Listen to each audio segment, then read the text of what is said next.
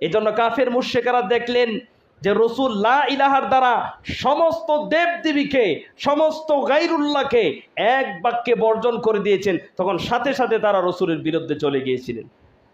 যেই লোকগুলি 40 বছর পর্যন্ত বিশ্বনবীকে আল আমিন, বিশ্বাসী বলে ডাকতেন, যখন রসুল বলছিলেন লা ইলাহা ইল্লাল্লাহ সাফা পাহাড়ের উপরে, তখন যেই লোকগুলি সুনাম করছিলেন রসুলকে বিশ্বাসী বলে ডাকতেন, ওই লোকগুলি সর্বপ্রথম বিরোধিতা করেছে। আমি তো ওই মসজিদে আসার পরে বলছিলাম, প্রথম জুমার পরের জুমা, যে আমি নতুন আসছি, সবাই এখন আমার খুব সুনাম করতেছে, এই মসজিদের এই লোকগুলি একদিন এরা আমার এত বদনাম করবে আর আমার এত শত্রু হবে যে এটার বলার বাহিরে নাই। কিন্তু 6 মাসও হয় নাই, এখনই শুরু হয়ে গিয়েছে। কারণ আমি কিন্তু অন্যদের মতো না, আমি 2টা কথা কোরআন হাদিস যাচাই করে আনি। অনেকে আছে শুধু খুতবা পরে আপনাকে বয়ান দিয়ে দিবে।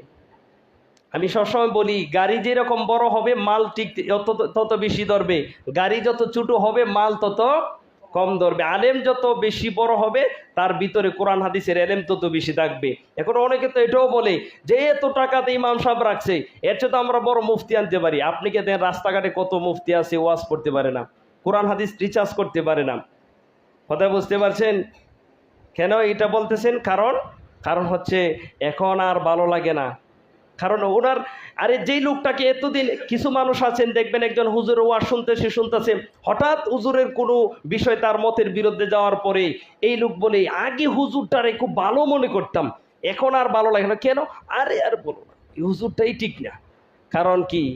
আপনার আগে ভালো লাগতো, আপনার মতের সাথে মিল ছিল, এখন আপনার মতের বিরুদ্ধে গেছে, এখন হুজুর আর আপনার কি নাই, পছন্দ লাগে না। এরপরে কি করে ওই ব্যক্তি ওই হুজুরের বদনাম করা, দুশ্চর্চা করা, ওই হুজুরের নামে কুৎসা রচনা করে, এটাকে হালাল করে নি।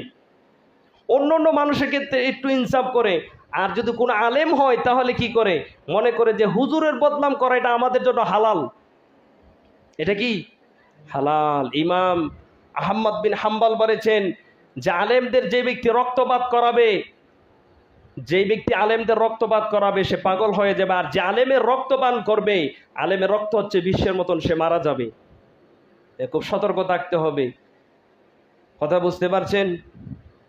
তাহলে আমি বলছি কি, লা ইলাহা ইল্লাল্লাহ, যদি এই লা ইলাহার দাওয়াত দেওয়ার কারণে বিশ্বনবীকে বাড়িঘর ছেড়ে যেতে হয়েছিল, এখন আমি যদি ওই লা ইলাহা ইল্লাল্লাহর কথা আমিও বলি, প্রকৃত অর্থটা যদি আমিও বলি, তা দেখবেন আমার পিছনে 90% মানুষ বিরোধিতা করবে।